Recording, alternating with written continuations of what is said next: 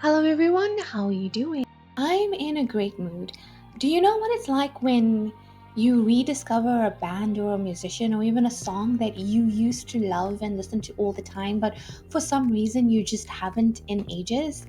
That happened to me with Muse, the band Muse, and I love Muse, but for some reason I haven't listened to them in ages. So I've spent the last couple of hours listening to them and having a great time while unpacking boxes because I have moved. If anyone recognizes a new background, I am in a new place now. It's very nice and I'm quite pleased. But because of moving, I haven't watched Naruto in ages. So where were we? Itachi and Kasami have confronted our leaf ninjas, right? Guy just opened, I think, 6 gates, and Itachi is genjutsuing Naruto, right? Okay, cool. Let's get back into it. Naruto has to break through the genjutsu, and Itachi does not think he'll be able to. His crows turn into weapons and slam into him, piercing his body, and he's clearly in a lot of pain. But this is in his head, and he knows that this is in his head. So all he has to do is push through, right?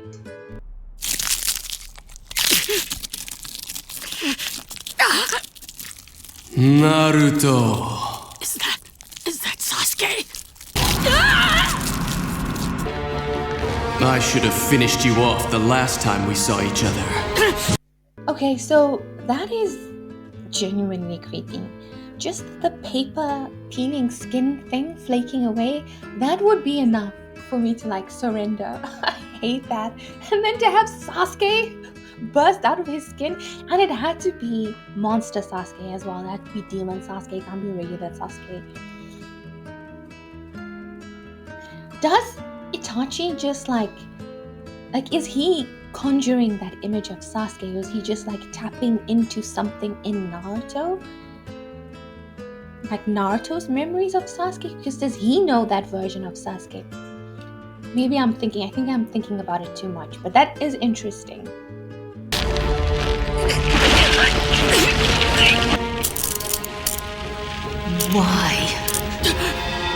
Why, Naruto? When Sasuke left, why didn't you bring him back to me? I did not expect it to go further than that.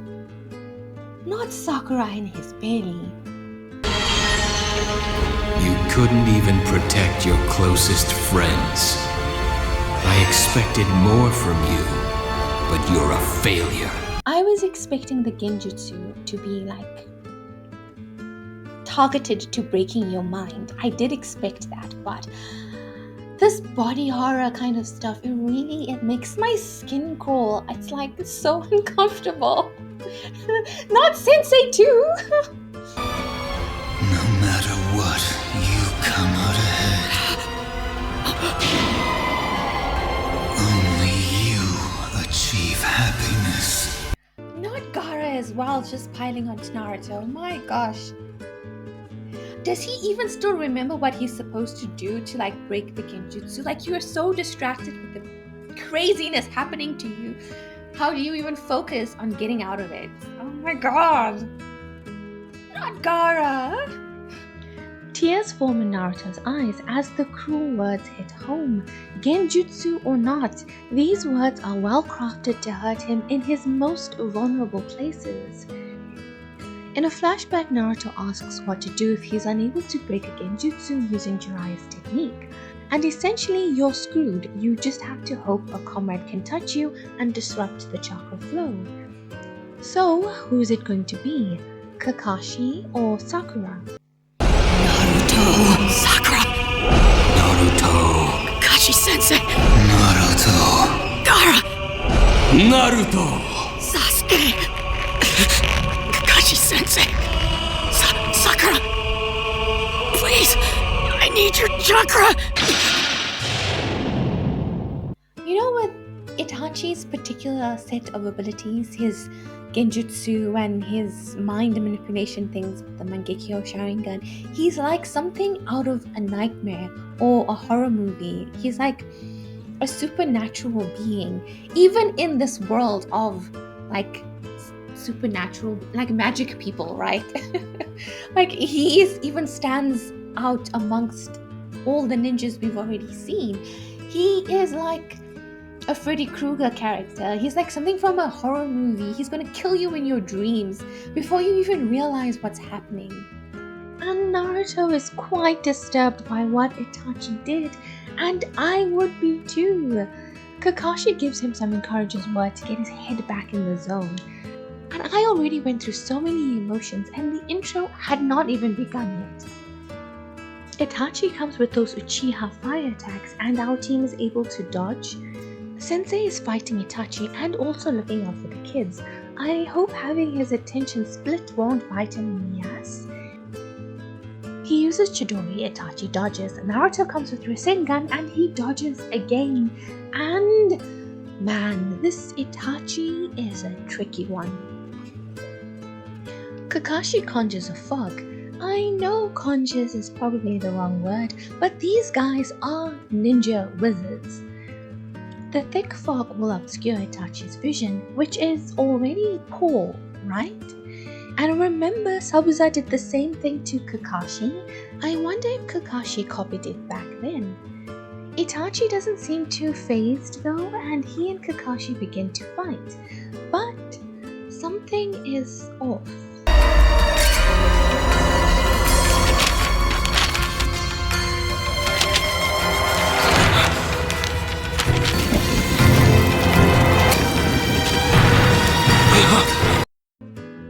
No, he got Kakashi. Or did he? Nicely done. You certainly have mastery over your jutsu. It all makes sense. Of course, my genjutsu has no effect on you, because you are a shadow clone. That's our quick thinking, Kakashi-sensei. And now they're staring each other down, so what's the next part of this plan? We check in with Team Guy and Sensei kicks Kasami right in the face, sending him flying, and then follows it with a barrage fire punch attack. Okay, so this is what's going on in my mind as I'm watching this. Guy is a fire type ninja, and Kisame is a water type ninja. So Guy using a fire type attack against Kisame is like striking him in his weakness. But I don't know if the ninjas work like Pokemon, but that's just what I'm thinking. So I'm like, yes, Guy, you got him. But we shall see, it's probably not going to be that simple.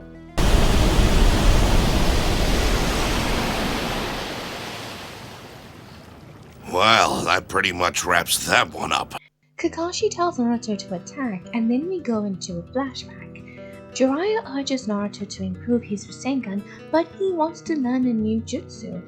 Sensei reminds him that he had to let Kabuto injure him in order to land the Rasengan previously, which is unsustainable.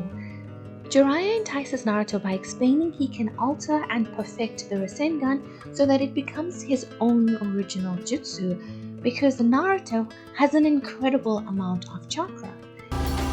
We'll call it Giant Rasengan! Such a powerful attack, and yet Itachi smiled? So now I'm wondering, for those of you who have watched Bleach, is the Rasengan going to be like how Ichigo used Getsuga Tensho over and over and over, and it didn't seem like he really had other tricks up his sleeves? That's not necessarily a criticism. They both have very similar, like Naruto and Ichigo both have like a monster side to them.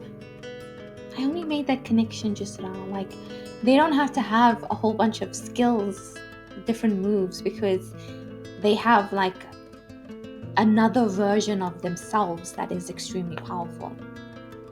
I just made that connection now. It's strange. I got the feeling I'd fought him somewhere before, but... Something's going on here. His face. The teams are looking at them strangely, and clearly something is going on with their faces. Who is that? Sensei, what does this mean? His name is Yura, and he's a Jonin from our own village. But I'm very confused now. Is this a puppet thing? Is this Sasori's abilities? But then how are they... A puppet can't use a Sharingan? But then he didn't really use Sharingan, he used Genjutsu, right? Those are separate things.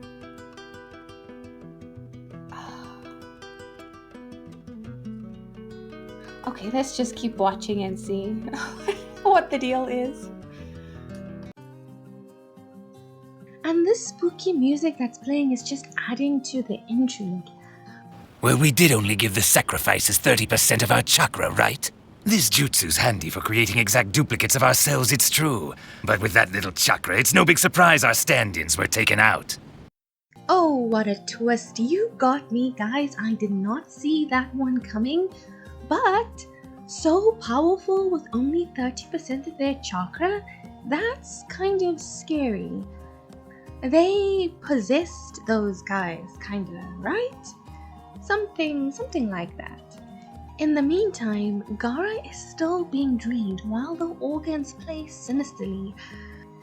We get further explanations as to how Kasame and Itachi used these guys to fight, and looks like it was a real group effort. The teams realize this was all a distraction to buy time. Team Guy leaves immediately, and Kakashi is like, "We have to go, guys, the extraction has already begun." And Sakura is like, "Wait, hold on. And man, did you not hear what he just said? You have to get moving." And so this gives us a moment for Lady Chiyo to tell us that the Akatsuki are probably trying to make a new Jinchuriki. They really should be having this conversation while on the move, like they did the last time we were talking about this stuff. Once the tailed beast is extracted, they die. She also explains that people have tried to control the beasts by sealing them inside of people and then using the power that way.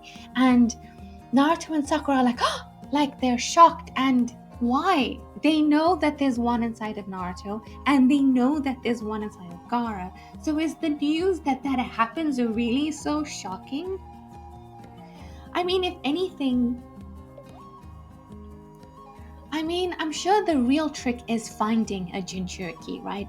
A host that can actually accept a tailed beast. I don't know if there's some kind of a way to tell if somebody is a Jinchuriki prior to having said beast put inside of them. But I'm finding myself annoyed by this sudden slowdown. Like, they just set up that it's so urgent and we must get a move on, and then they're like, no, let's stop and have a conversation. And I just feel like, what are you doing? What's going on here? They can at least have this conversation while moving, which they've done before. Lady Chiyo sends a message in a wind-up bird, so at least she had a reason for remaining unmoving. Sakura cries knowing that the Akatsuki want to extract the nine-tailed beast, which will kill Naruto. And even though he's been told what will happen if they get their hands on him, he's just as determined as ever to get to Gaara, who is currently dying. So now we see the Sand Village dealing with Lady Chiyo's message. The council are being dicks and want to elect a new Kazekage and refer to him as a botched experiment. Never wanted him as Kazekage in the first place. Konkuro gets riled up because of course he does. The council are freaking out when it's only been a few days, right? Shouldn't they at least give Kakashi and them the opportunity to fail to rescue Gaara? All of this is just annoying me, to be honest. I hate these guys. Tamari has been sent to guard the border, and the council think it's hopeless to even attempt to save Gaara. I still believe that they should want to stop someone else getting Shukaku regardless of their feelings about Gaara himself. Both Guy and Naruto feel the effects of the powerful techniques they use, and Guy even bumps into a tree, shame. So they decide he needs to rest, and Kakashi suggests they rest too to be better prepared for the next day's fight, because there's no point if they get there exhausted.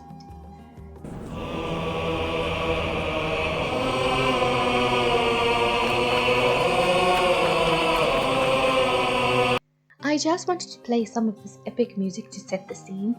The plant guy disposes of the impersonated bodies. I'm guessing he eats them? Or maybe consumes is a better word. Almost like fertilizer for his plant body. We see everyone resting, and I'm annoyed the show got me all hyped up just to slow all the way down. From the way Lady Chia was looking all thoughtful and pensive, I think we're going to learn more about Sasori soon. Alright, break time's over. I wish I woke up with such energy and enthusiasm. I have to lie staring at the ceiling for like 10 minutes before I can get out of bed. Kakashi's team have also rested long enough, and it's time for everyone to get going. This creepy statue's eyes are almost completely open as they're entering the final stage of the extraction. Because they're almost done, they're not even going to send anyone to intercept the teams, and if push comes to shove, Sasori and Deidara are there in person. I really enjoy the voice actor for Deidara. His voice has a smooth and appealing tone. The teams realize that the extraction must be nearly complete because no one is coming after them. And then we get visual representation of Naruto's feelings for Gaara, how they were the same but he found people and Gaara didn't. This feels kind of unnecessary. We remember. And so Naruto pushes harder and faster. Why's that boy pushing himself so hard to save Gaara? He's not even from the same village. Naruto is a Jinchuriki as well. Huh? He has the nine-tailed fox sealed within him. I didn't realize that she didn't know that Naruto was a Jinchuriki too. Which makes sense, I guess none of them would have told her, and it's not common knowledge, though Gaara knows, right? And did he decide to keep that information private? I guess he must have, because something like that would have been just like intel gathering for the Sand Village to just let everybody know. But then Lady Chia was kind of living separately, so perhaps she just didn't receive that information. Either way, didn't she wonder why Sakura and Kakashi kept like side-eyeing Naruto every time they spoke about the Jinchurikis and the tailed beasts? Huh. Anyway, he tells her that Naruto's determination is specific to Gaara and their shared experiences rather than a shared desire to assist the Sand Village in particular. It doesn't matter whether Gaara's from the sand, or the leaf, or anywhere else. He's a friend, the only friend who's felt the same pain Naruto's felt. You see, Naruto has another remarkable gift. He doesn't need much time, or many words, to make friends with almost everyone he meets. That is very true, and as soon as he forms some kind of connection with someone, it's like they become dear to him, they become like close to his heart, which does make sense because he spent so long without any connections that the ones that he does make become very meaningful to him. And he sees how valuable they are, so he's willing to do anything to protect them. It's a nice bit of character building for Naruto and Naruto's part from a story perspective. And it's nice to see Kakashi state that out loud, that he has seen this thing that Naruto has, this ability to make friends. I think Naruto, in a way, he just takes people as they are. It's as if he has received so much judgment from others that he's not looking to just go around judging everybody else and making anybody else feel like an outcast. He just like has wide open arms for everyone in the world. unless you're like a bad guy, your Orochimarus and your Kabutos, then he's like, why would you behave in this way? Why would you hurt people? And maybe extra confusing to him because even with everything that he's gone through, he's not become a bad guy, right? To like destroy the village. Chio explains that she's never trusted alliances, believing she had to protect her village herself, and so she sealed Shukaku in Gaara. She thought she was doing something good, but it didn't necessarily work out quite well. It did kill Gaara's mother and gave Gaara quite a difficult life. She mentioned that there were 2 previous Jinchuriki in the Sand Village that held Shukaku. Did the Sand Spirit react so strongly in them as it did in Gaara, I wonder? Because one of the things that caused Gaara's isolation was the way that the sand would just act to protect him in any situation, and that made people afraid of him. Did that not happen with the previous Jinchuriki, I wonder? But anyway, probably a bad idea all round to be putting these demons inside of people, especially children. And now here Lady Chio is, relying on a foreign power to save the boy and the beast that she combined. She says she feels old and wants to give up. She looks at the young ones and envies them. I'm not as old as Lady Chio, but you know, I kinda get it. No. Your life has only just begun. You're still young.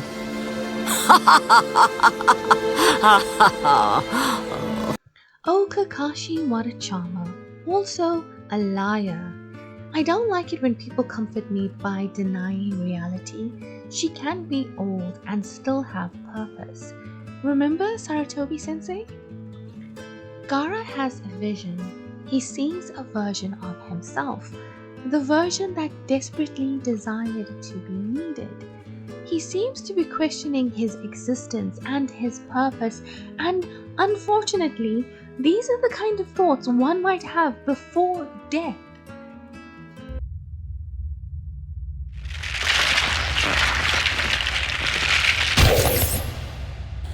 It is complete. It's complete? What do you mean it's complete? It can't be complete.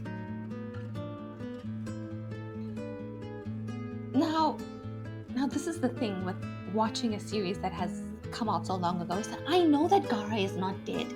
I know that Gaara doesn't die, and I don't think he loses Shukaku, but I don't know that for sure. So how are they gonna put Shukaku back? Can you just put it back? Maybe he'll be holding on to a tiny little piece of Shukaku or something. Like, you know, in My Hero Academia, how All Might had that little flame of the power inside of himself.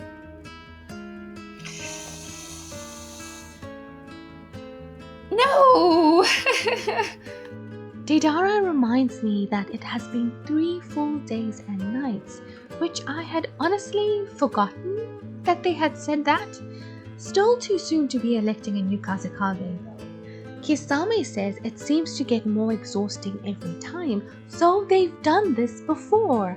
Are some of them already Jinchuriki, or are they utilizing the tailed beast's power in some other way? Are they making some kind of hybrid chimera tailed beast? And Gaara is just lying on the ground, all cracked and empty. I did not think that it was gonna go in this direction. Team Guy and Team Kakashi arrive at their secret location, and you know I love the way Guy says Kakashi. Naruto's eyes are already foxified, showing how riled up he is, but they're already too late. It's done. How are they going to deal with this?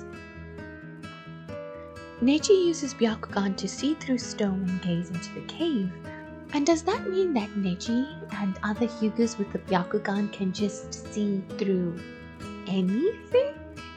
It must be kind of uncomfortable to live near the Hyuga clan, or maybe they're just too honorable to do more unsavory things with their abilities. He sees the creepy statue and several figures. Its bulging eyes swivel around before closing. Neji finds the scene hard to describe, and I do understand why, but he could have at least made an attempt to describe the situation. So Guy suggests they go inside to see for themselves. He takes a running start and punches the barrier, but it remains intact. Inside, the Akatsuki know they're there and that a Jinchuriki is amongst them. Sasori says don't be jealous, Itachi. So now I'm thinking Naruto was supposed to be his contribution to the tailed beast potluck. Kakashi theorizes that a 5-sealed barrier is being used, so they have to locate all 5 tags and remove them at the same moment. And Neji comes in clutch using that Byakugan to locate all 5. What a useful person to have on a team. He saves them so much time. Also, this 5-sealed thing, that's a clever way to seal your cave. Deidara and Sasori will take on our teams while the rest continue with their business. Sasori asks Itachi what Naruto is like, and after a long pause he says, he's the one who bursts in and barks first, which is accurate. They ask for further clarification because I think they wanted to know his physical description, but he just leaves, which I find amusing because it's like he's sulking. He's clearly not in a helpful mood. Guy and Lee have to tie their headbands on their foreheads, and they look a lot more serious when they're like that. Their team is going to use earpieces to coordinate the removal of the tags. There's a lot of comedy in this team. Guy and Lee are such characters, and Neji is such a serious person.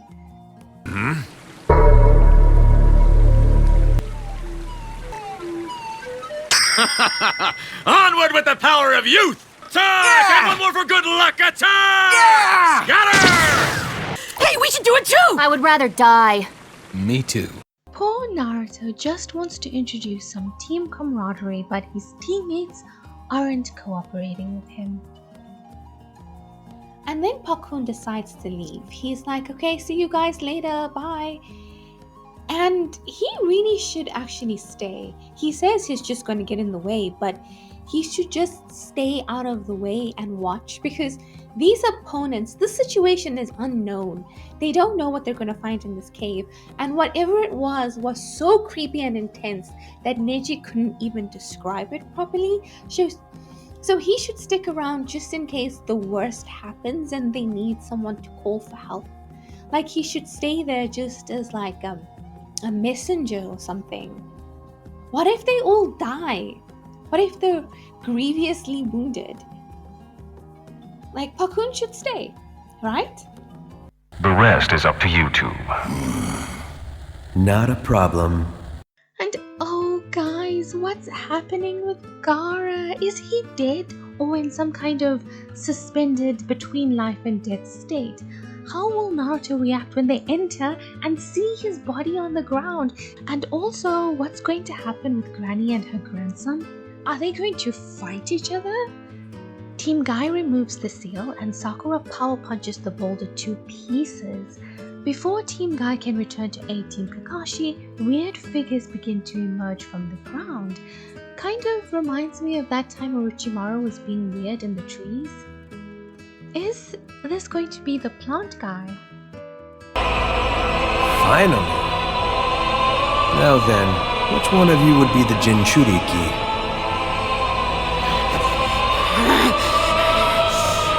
Too late.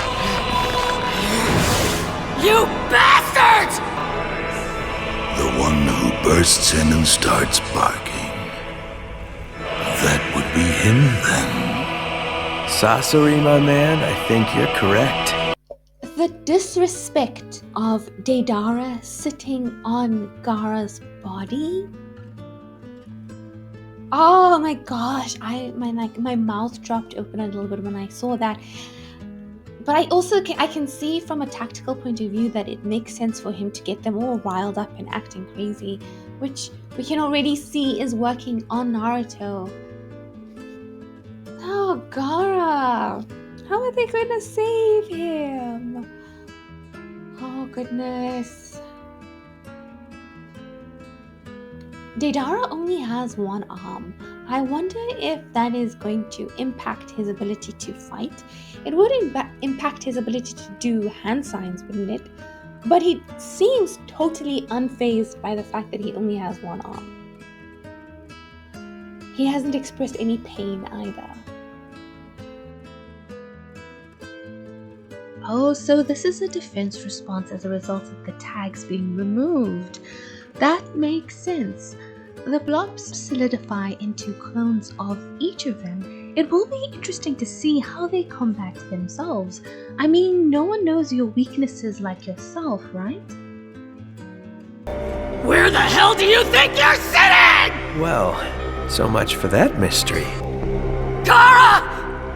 What the hell are you doing? Come on, why are you just lying there? Get up! Gaara! Answer me! What are you, deaf? Come on, knock it off already! Enough, Naruto! Guys, the way that he's calling for Gaara is just, oh my god. That acting performance is really good, the way his voice is shaking and breaking. And Kakashi having to be like, no, don't.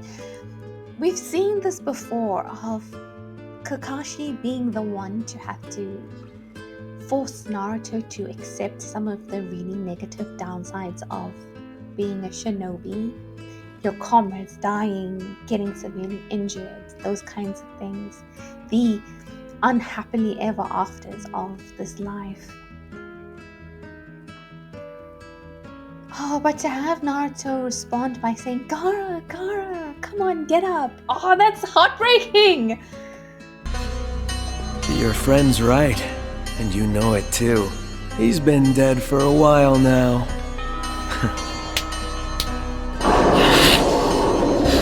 Deidara is such a dick. Oh my god, I can't believe he slapped Gaara's cheek. But of course it's perfect because he's riling Naruto up. And he's like, oh, very clearly that is the Jinchuriki. Look at all of that Jinchuriki vibes. Oh my god. And Naruto, like, no matter how much experience Naruto would have, he probably would always be someone who responds really strongly to that kind of provocation, like someone being disrespectful or, you know, desecration of a corpse. Right? He's always going to be that person that is like riled up in that way. Now, when he fought Sasuke, he really tapped into the power of the nine-tailed fox because of all of those heightened emotions. So now is he capable of even more with further training from Jiraiya? Can he use that strength even more, plus his own improved abilities through his training with Jiraiya, right? Like, is this going to backfire on Deidara getting Naruto so riled up? Give him back! Give Gaara back, you damn! Cool it. Charge in without thinking, and we're done for. Oh my poor heart. Team Guy begin battling their copies, and as you might expect, they are quite evenly matched. Deidara and Sasori argue it's supposed to be one Jinchuriki apiece, and Deidara captured Gaara, so Sasori assumed Naruto would be his to capture, but Deidara is excited by the prospect of fighting the Nine-Tailed and wants the prize for himself. And then they get into a fight over what real art is. Is it eternal or is it fleeting? I personally think it can be both. There's no need to make some kind of rigid definition or category as to what art is or what beauty is. In fact, maybe we should try to find art and beauty in as many places as possible. Naruto gets frustrated and attacks. Sasori blocks the attack and continues his argument unbothered. Deidara makes a giant bird and takes possession of Gaara's body, knowing that Naruto will pursue him, which he does, and Kakashi follows, warning Sakura and Lady Chiyo to wait for Team Guy. But unfortunately, Team Guy is going to be a while. So they will probably have to handle Sasori on their own, and he's a pretty fierce opponent. Guy lets Kakashi know that their team has been held up. Kakashi recognizes everyone's precarious position and unveils his Sharingan. Sakura is understandably nervous, and so Lady Chiyo steps forward to take on her grandson. If you insist on interfering, I guess I have no choice. How would you and that little brat there like to be part of my collection? So I still have the question of where Sasori is, his physical body. Is he inside the puppet? Is he nearby? Is he really far away? What exactly is going on with that situation? Hopefully we're going to find out soon. So yeah, I look forward to seeing what's going to happen next. In the meantime, I do have quite a lot of things to occupy my mind. I did just move into a new place. It's a cottage on somebody else's property and has its own little garden area sealed off, and I'm very excited to have a garden after not having one for a couple of years. But there is one weird thing that I just keep bringing up to everybody, is these cupboards here are unusually high. Like the railing thing where you put your hangers on, it's so high that I have to go onto my toes in order to take something down. And I'm not a short person. I'm like 5'4", like 164 centimeters. That's perfectly average height for a woman. And the cupboard, the way it is done is like itself is raised off of the ground. So I have to step onto the cupboard and then step onto my toes in order to take my clothes down. Who makes cupboards that high? What is that for? I don't understand the design of such high cupboards. I don't know what I'm going to do because now I can't reach. I have a step ladder, but I can't reach the highest parts of the shelf. So like some of it is just unusable to me because like how am I even going to get there? So strange. But it still is a very nice place and I'm quite happy with it. So I'll see you in the next video. I hope that you have a good day, a good week. See you next time. I'm Kayla. Bye.